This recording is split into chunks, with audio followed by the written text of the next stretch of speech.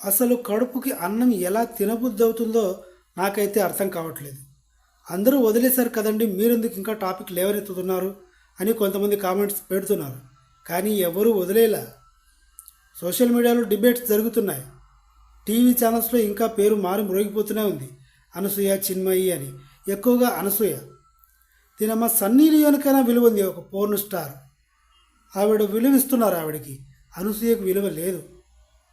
ఒక డిబేట్లో ధనలక్ష్మి గారు అనుకుంటా, ఒరేయ్ నువ్వు వెళ్ళి బయట టాయిలెట్ పోయి, అనసూయ పోస్తుందా?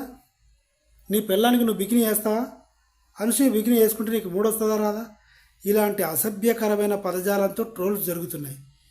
అయినా సరే నిమ్మకు నీరెత్తినట్టుగా ఉన్నారు. మరి ఇప్పుడు ఒక ఆడపిల్లకి అన్యాయం జరిగినట్టే కదా.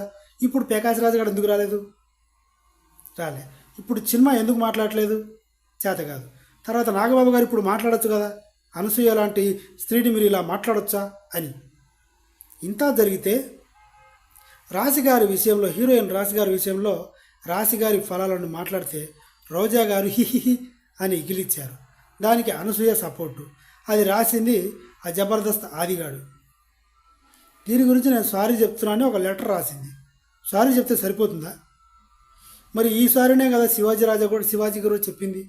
మరి మూసుకొని ఉండొచ్చు కదా. అప్పుడు ఇంకా రెచ్చిపోతుంది. జనవరి 1 రోజు పబ్లిక్లో మొత్తం చూపిస్తుంది, 2-3 ముక్కలు వేసుకొని బీచ్లో సముద్రంలో దిగి.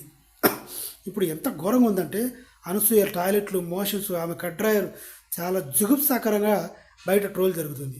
అయినా సరే ఒక్క నాగబాబు కానీ ప్రకాశ్ రాజు కానీ మాట్లాడట్లేదు. అసలు అనసూయ మాట్లాడట్లేదు. నా పర్సనల్ విషయాలు, నా బట్టల గురించి మీకెందుకు, నేనేదో పొరపాటుగా మాట్లాడాను కసి మీద, వదిలేయండి అని అనసూయ ఒక్క మాట మాట్లాడట్లేదు. మాట్లాడరు. ఇదంతా అటు పక్కన పోతే ఇది వాళ్ళ పర్సనల్, వాళ్ళ ప్రైవేట్ పార్ట్ గురించి మాట్లాడుకుంటే వాళ్ళు ఎంజాయ్ చేస్తున్నారేమో అనుకుందాం. ఒక బట్ట పేలికల గురించి, అదే నిండుగా బట్టలు వేసుకోమన్న దానికి ఇంత రచ్చ జరిగింది కదా. కోనసీమలో రీసెంట్గా ఏం జరిగింది? గ్యాస్ లీక్ అయింది. ఇప్పుడు ప్రకాశ్ రాజే మాట్లాడలేదు, చిన్మయి మాట్లాడలేదు, నాగబాబు మాట్లాడలేదు, అనసూయ మాట్లాడలేదు. ఎందుకంటే వీళ్ళకి సిగ్గు, శరము, చీము, నెత్తురు లేవు. చాలామంది ముసలి వాళ్ళకి పెన్షన్లు ఎగిరిపోయినాయి, లేవు. ఇప్పుడు నాగబాబు మాట్లాడవచ్చు, హక్కు ఉంది. ఎమ్మెల్సీ ఆల్మోస్ట్ ప్రజారాజ్యం పార్టీ అధినేతకి తమ్ముడు కదా, సొంత అన్నయ్య కదా. పార్టీ మీద 90% హక్కులు ఉంటాయి. రాజకీయ పరంగా మాట్లాడే హక్కు ఉంది. కానీ మాట్లాడు, వాడికి పచ్చవాతం. సరే, ఇలా పెంచుకుంటూ పోతే నా గొంతు పోతుందేమో, కానీ వీళ్ళకి సిగ్గు రాదు.